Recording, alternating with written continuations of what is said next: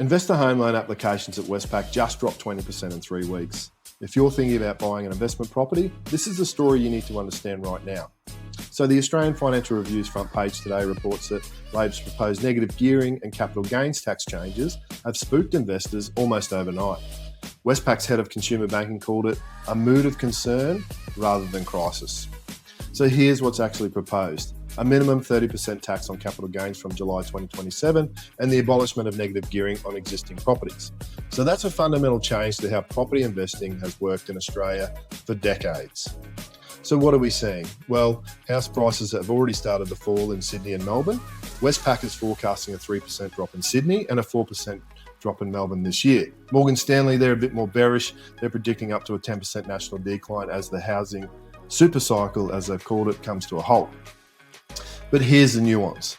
Experts are saying this won't be a dramatic crash. Existing arrangements will likely be grandfathered. New builds will be exempt, and supply constraints will create a floor under prices.